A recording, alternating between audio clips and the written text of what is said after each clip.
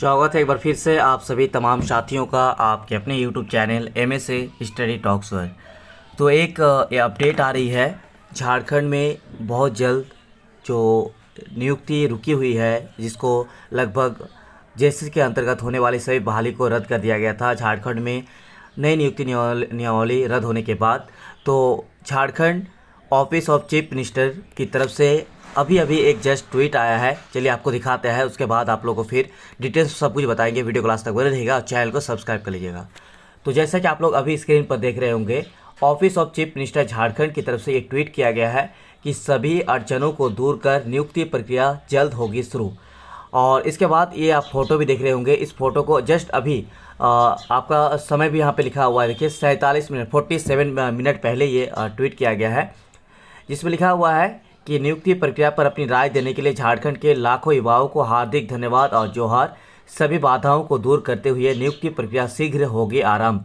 यानी जैसा कि उम्मीद जताया जा रहा था कि अगली जो कैबिनेट बैठक होगी उसमें झारखंड में जो बहाली रुकी हुई है और जिसको जेएसएससी के अंतर्गत होने वाली नियुक्ति को रद्द कर दिया गया था, तो इनको जो है जल्द से जल्द नियुक्ति प्रक्रिया शुरू करने को लेकर यहाँ पे ट्वीट किया गया है मुख्यमंत्री ऑफिस की तरफ से। बाकी चलिए आपको अपडेट कर देते हैं कि कौन सी और किस आधार पर बहाली होने की बात कही जा रही है। तो चलिए आप देख लेते हैं कि सीएम की तरफ से क्या जो है सुझाव दिया गया है और कौन कौन सा विकल्प दिया जा रहा है। और साथ ही तमाम साथियों को यहाँ पे एक सीएम की तरफ से कॉल भी किया जा रहा है, जैसे कि हमारे पास भी कॉल आया था और हमारे कल शाम में भी कई साथियों को कॉल आया था। तो इसमें दो बात कही जा रही है कि क्या क्या, देखिए कि सभी तरह की नीति के खारिज होने और युवाओं को जल्द से जल्द रोजगार देने के लिए मुख्यमंत्री अब युवाओं से ही दो तरह के सुझाव ले रहे हैं। पहला, क्या 1932 के खतियान आधारित स्थानीय नीति को 9वीं अनुसूची में शामिल होने तक इंतजार करें, या फिर दूसरा 2016 से पहले की नीति के तहत रोजगार देने की पहल करें। यानी यहाँ पे दो ऑप्शन विकल्प दिया जा रहा है और दोनों में से हाँ या ना में जो है यहाँ पे सवाल पूछा जा रहा है सीएम की तरफ से। और यहाँ पे पहला ऑप्शन जो है वो 1932 के खतियान के आधारित जो स्थानीय नीति है और 9वीं अनुसूची में शामिल होने के इंतजार को लेकर है, और दूसरा है 2016 से पहले की जो नीति है उसके तहत जो है नियुक्ति प्रक्रिया शुरू करने को लेकर। साथ ही देखिए यहाँ पे कि पहली वाली नीति का तत्काल लागू होना संभव नहीं दिखता।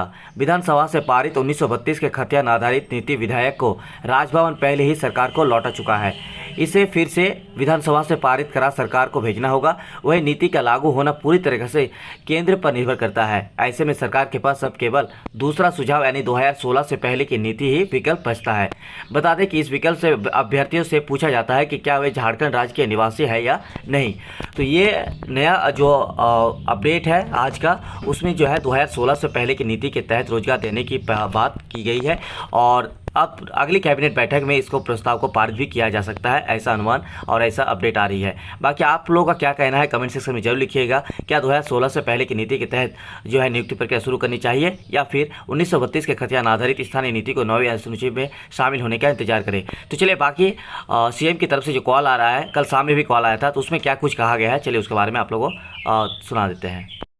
या तो हम उच्च न्यायालय के निर्णय को सुप्रीम कोर्ट में चुनौती दें, या जब तक 1932 की खतियान आधारित नियोजन नीति एवं पिछड़े वर्गों को 27% के विषय को 9वीं अनुसूची का संरक्षण नहीं मिल जाता, तब तक के लिए 2016 से पहले की नियोजन नीति को बहाल करते हुए नियुक्ति प्रक्रिया को आगे बढ़ा सकते हैं। मेरा पूरा प्रयास है कि राज्य के मूलवासी आदिवासी के हितों की रक्षा की जाए, साथ ही रोजगार नौकरी के पर्याप्त अवसर भी समय रहते उपलब्ध हों। युवा साथियों, मैं आप ही में से एक हूँ। ऐसे परिस्थिति में मैं आपकी राय जानना चाहता हूँ कि क्या हमें पूर्व के नियोजन नीति के आधार पर नियुक्ति प्रक्रिया प्रारंभ कर देनी चाहिए? हाँ नहीं में आप अपना उत्तर दें।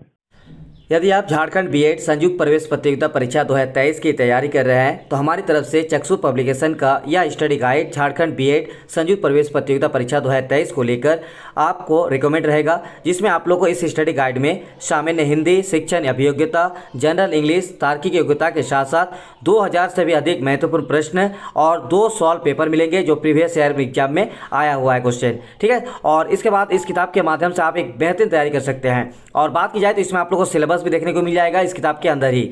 और इसमें देखिए हल प्रश्न पत्र 2022 जो एग्जाम हुआ है पिछले बार, तो इसका भी संपूर्ण रूप से यहाँ पे क्वेश्चन के साथ साथ आपको आंसर भी किया हुआ है। तो आपके बेहतर तैयारी के लिए ये किताब हमारी तरफ से मैं रिकमेंड रहेगा, आप इस किताब को ले सकते हैं। तो अगर आप इस किताब को परचेज करना चाहेंगे तो डिस्क्रिप्शन में हम फ्लिपकार्ट और अमेजन जैसे वेबसाइट का लिंक दे देंगे, आप लोग वहाँ से इसको किताब को परचेज कर सकते हैं।